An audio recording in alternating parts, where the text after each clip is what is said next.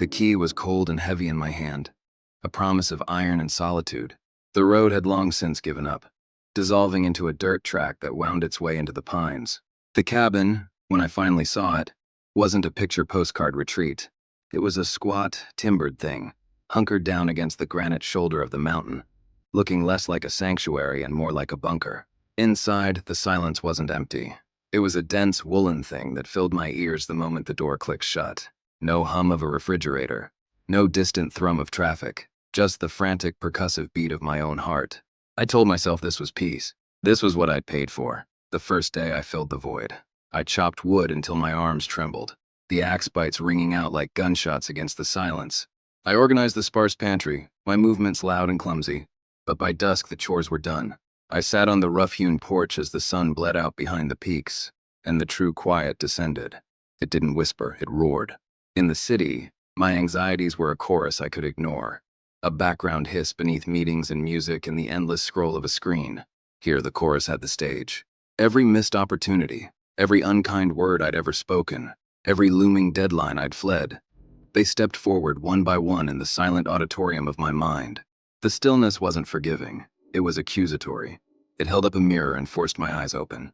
I tried to read, but the words were just black marks. I tried to write, but my own thoughts were too loud to transcribe. At night, the darkness was absolute, a velvet press against the windows.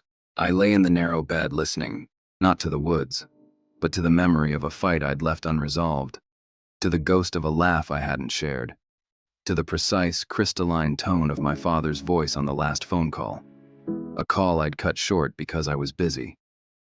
The silence amplified it all, turned echoes into shouts. By the third day, I stopped fighting it. I walked into the trees, not to escape, but to surrender. The pine needles were soft underfoot, the air sharp with the scent of sap and cold earth. I found a fallen log by a frozen creek and sat. I didn't meditate. I just let the committee in my head have its say. And a strange thing happened.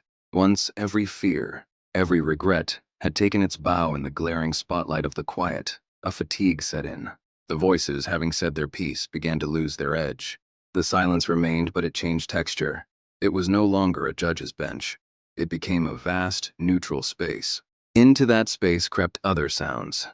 The minute crack of ice on the creek, the sigh of a breeze through a million pine needles, the distant hollow knock of one bare branch against another. It was the sound of the world being itself, not hostile, not welcoming, just present. And my own noisy self was just another part of it, no more or less significant than the knocking branch.